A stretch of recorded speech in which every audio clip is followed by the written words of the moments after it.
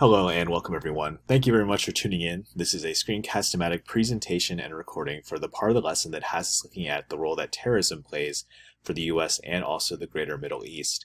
Before we get started, please let me encourage you to open up to today's lesson and to scroll down the correct section. And remember that your task is to answer the key concept questions for both sides of the debate from Upfront Scholastic. Please remember that you can replay any part of this presentation or access the source at your convenience. Let's go ahead and get started. Are we winning the battle against terrorism?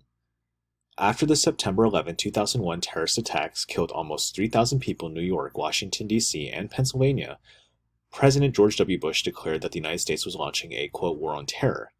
The primary target of this war was Al-Qaeda, the terrorist group responsible for the 9/11 attacks. So within a month, U.S. troops were fighting in Afghanistan where Al-Qaeda was based. 15 years later, Al-Qaeda has been scattered and weakened, but is still a threat. And the U.S. is now battling ISIS, the Islamic State of Iraq and Syria, and homegrown terrorists inspired by ISIS. Two experts weigh in on whether or not we're making any progress in the fight against terrorism. So let's go and get started with the yes side.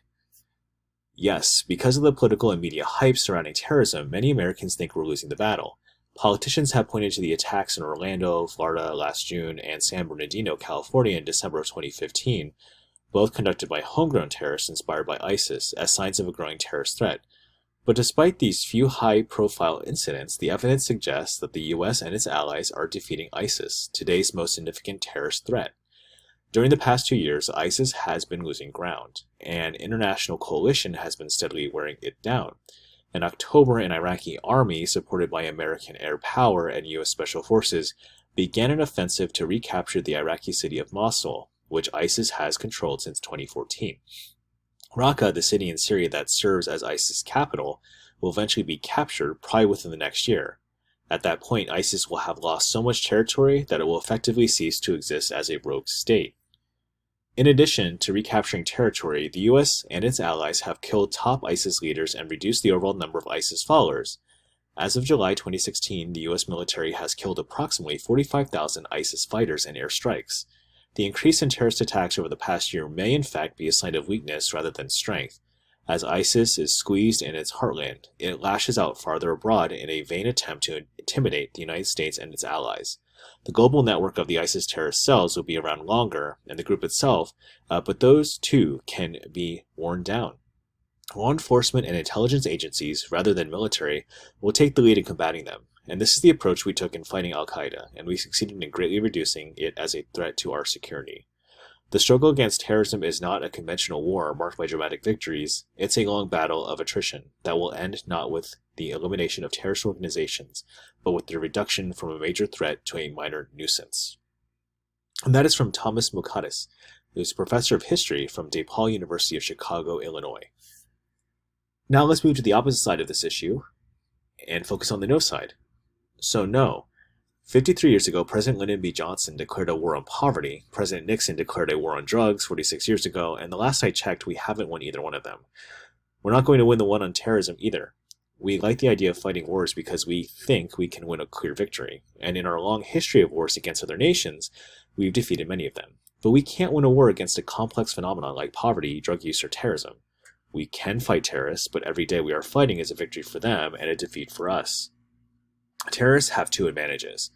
First, what terrorists want is most of its attention, and attention is easier than ever to come by.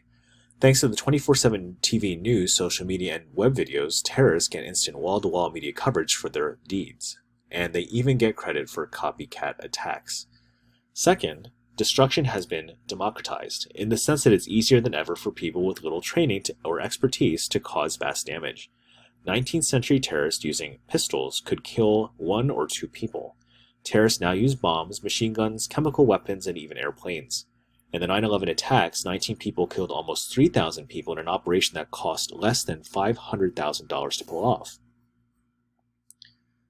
Consider our fight against ISIS. No matter how many terrorists we kill or how much territory we reclaim, the group can continue to inspire the angry, the lonely, the alienated. Widespread poverty and political instability in the Middle East will continue to provide a fertile ground for spreading its ideology.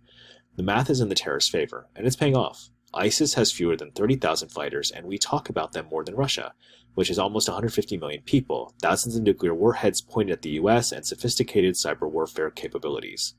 A few terrorists with a few dollars worry us more than a big and potentially hostile nation, and that's a big victory for the terrorists. How can we be winning? And that, of course, is from John Alterman, who's from the Center for Strategic and International Studies from Washington, D.C.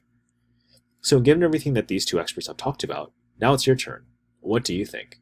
Are we winning the battle against terrorism?